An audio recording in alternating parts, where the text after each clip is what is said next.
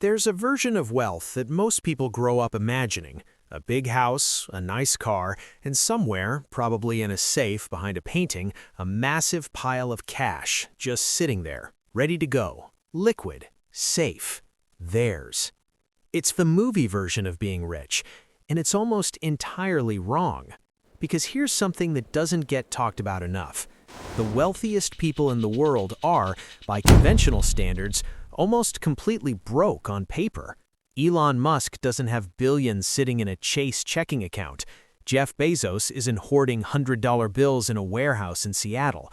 Warren Buffett, the man who has spent decades preaching the gospel of financial discipline, keeps a relatively modest amount of his net worth in actual cash.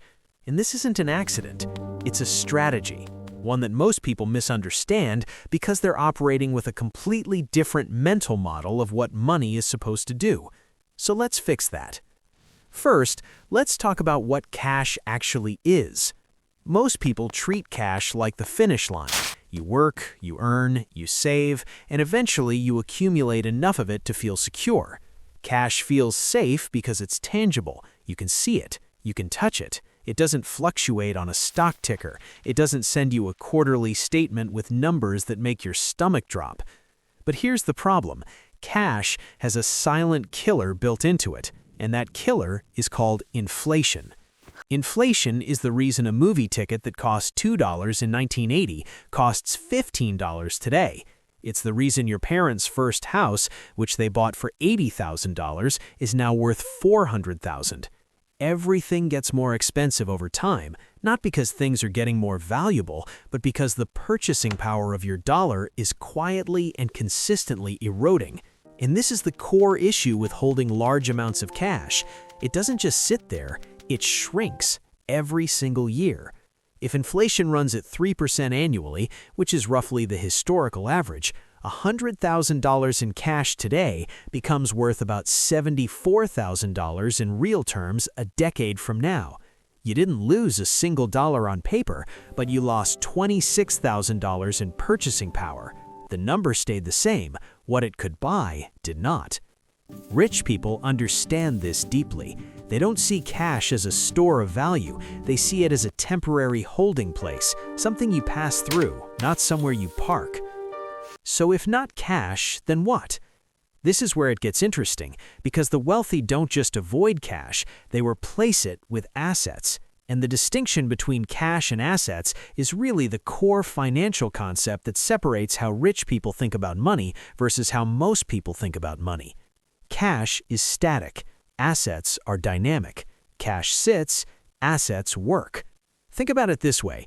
If you have $100,000 in a savings account earning 1% interest, at the end of the year, you have $101,000.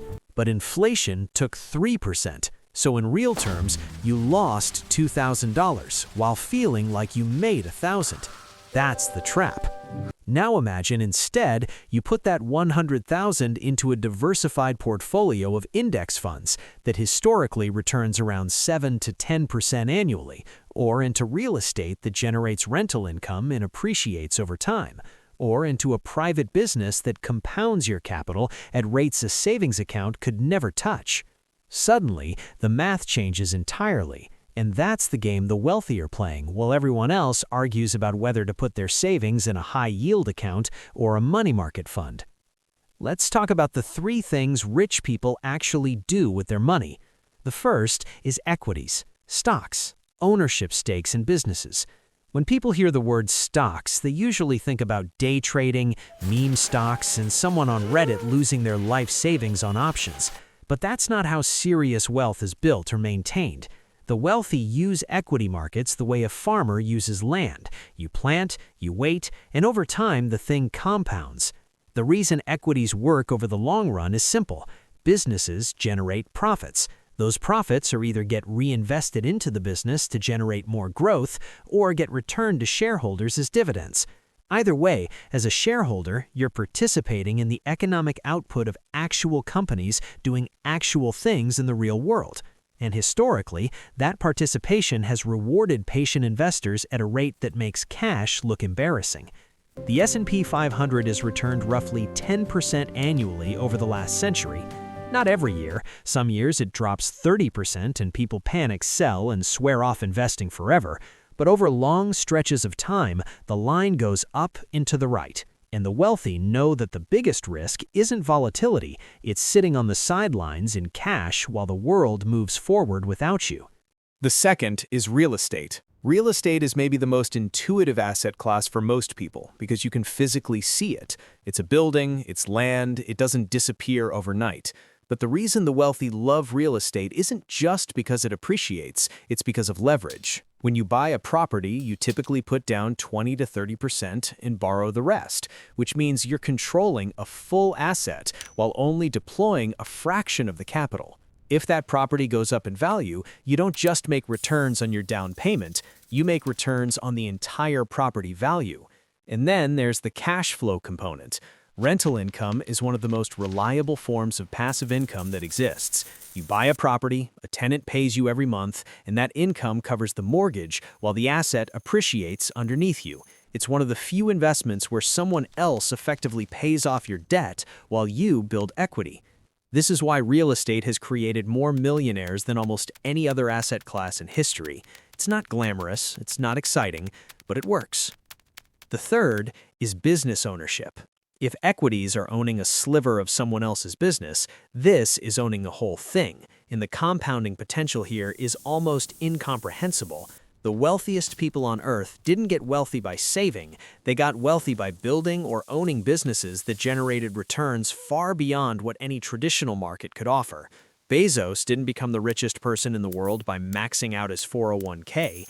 He built a business that compounded at rates that defy conventional financial modeling.